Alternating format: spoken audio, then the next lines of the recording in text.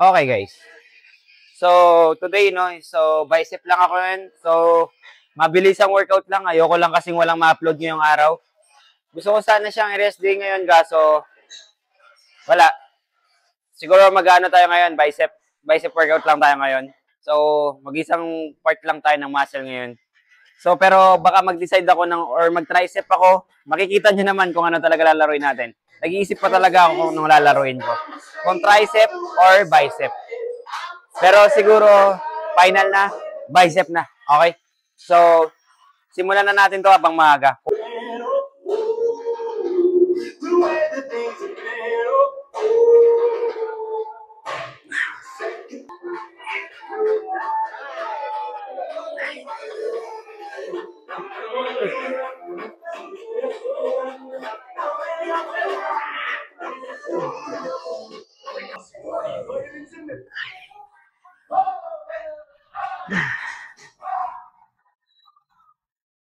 Okay guys, no?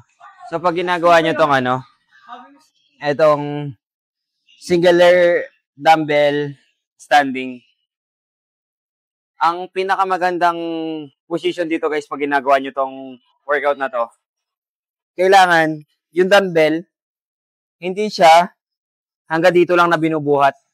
Ayan, hanggang dito, wag hanggang dito ha. So, kailangan i-full range nyo hanggang maipit yung bicep nyo. Okay? Mas nakakatulong kasi yon sa paglaki ng bicep. Minsan kasi may bicep lang na malapad. Okay? Para maintindihan nyo yung purpose ng ginagawa ko. May bicep lang na malapad, pero pag nag-flex, kulang yung big size niya. Yung, laki. Okay? Yun yung kinukuha natin sa workout natin. Okay? Para maintindihan nyo. Okay? Tsaka mas maganda guys, pag nagbabicep kayo, wag sobra-sobrang bigat. Okay? Kahit yung parang feeling nyo, kayang-kaya nyo pang buhatin yung mga mabibigat dyan, wag nyo muna, okay? Focus lang muna kayo doon sa kaya pa ng, talagang kaya ng buhat nyo. Kasi ang bicep guys, hindi naman sobrang pabigatan ng laro dito. Ang pinakamaganda dito, yung motion, yung pababa, then yung pag-press paangat, okay? Yun yung pinakamaganda, okay? Yun lang naman.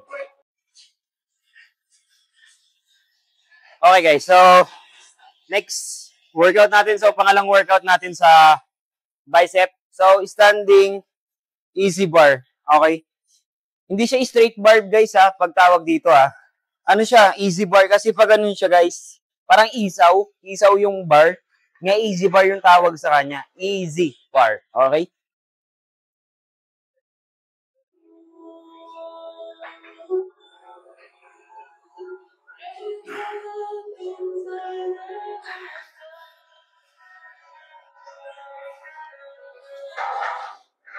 Six,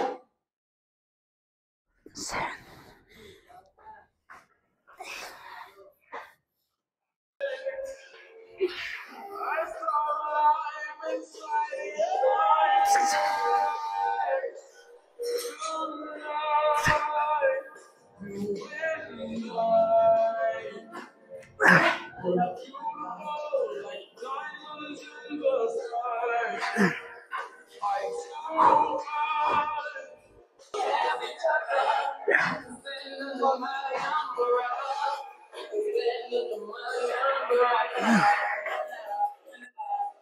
Okay guys, so pag ginagawa nyo tong easy bar standing, mas maganda rin na pinupull range nyo yung pagkuha hanggang pag-angat. Okay? Okay lang medyo sumama to siko. Huwag naman sobra-sobra. Okay lang na gumanyan yan. Kasi kinukuha nyo yung full range ng bicep. Okay? Sabi ko nga sa inyo, pag hinold nyo yan hanggang dito, nakakatulong yan sa bicep natin. Okay? Para mas lalong maging bilog yung performance ng bicep. Okay? So, sabi ko nga sa inyo din, huwag rin masyadong sobrang bigat pag nagbabicep. Okay? Kasi pag dinaya nyo na yung buhat nyo dyan, nawawala na masyado yung focus doon sa bicep. Okay? So, kailangan magaan lang. Hindi sobrang gaan. Kasi kailangan nyo rin mag-improve. Kailangan nyo rin mag-progress sa buhat. Okay? So, basta ito lang yung form natin pag inangat nyo na ha. Huwag yung sobra-sobra. Okay? Ito lang. Okay guys. So, pangatlong workout natin to sa bicep, no? So, ito yung naro-rotate na bench. Yung pwede maging incline, pwede maging flat bench. Okay? So, dito tayo. So dito guys, magti 20 lbs lang ako dito. Kasi medyo mahirap din tong workout na to. Ako rin sasabi sa inyo. Kailangan nyo din kasi ng tamang motion dito pag nilalaro nyo tong workout na to. Ibig sabihin nun is kailangan yung pag-angat ng dumbbell tsaka pagbaba, inaalalayan. Hindi lang babagsak. Okay? So, ito na.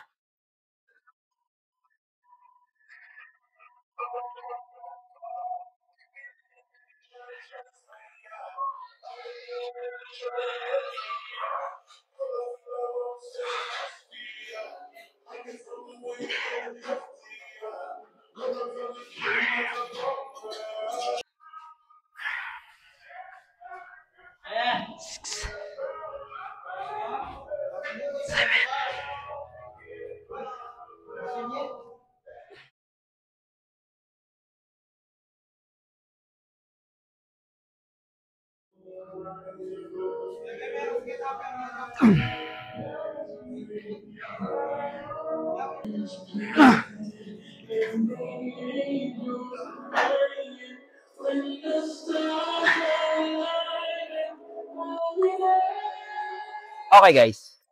So, pag ginagawa nyo itong workout din na to, itong incline dumbbell, okay? Kung sabay, kailangan yung pag ano ng kamay nyo, may konting movement, no? Papuntang, ayan. Talagang aangat din talaga to, no? Hindi siya talaga maiiwan lang.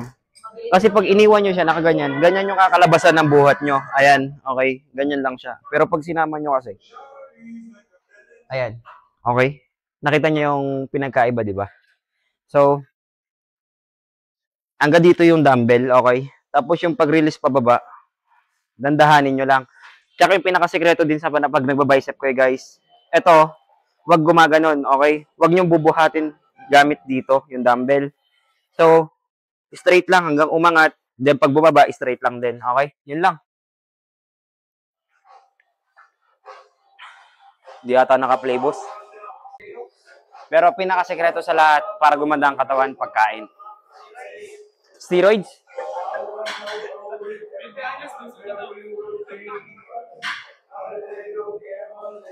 Okay guys, so cable rope tayo, no?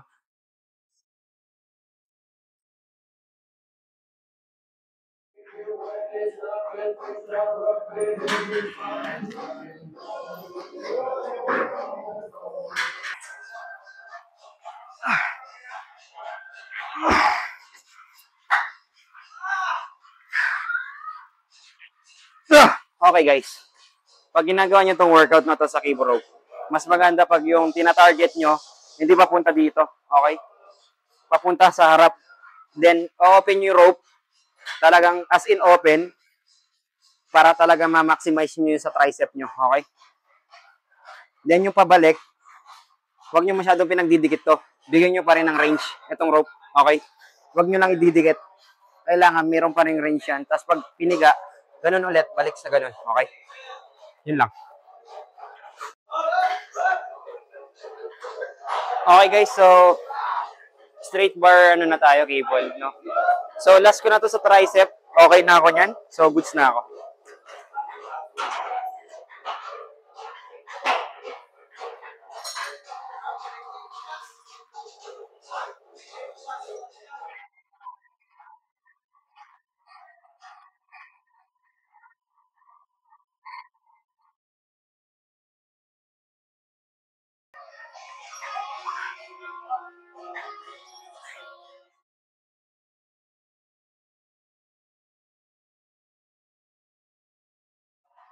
Okay. So pag ginagawa niyo tong workout na to, no, guys, tong straight bar, cable, yung kamay nyo, hindi nakaganyan, no? Hindi nababali ito. So, kung ano yung pull mo, pagbaba, diretso, no? Hindi siya naiiwan na nakaganyan. Then, yung pagdala ng bar, papunta dito. Okay?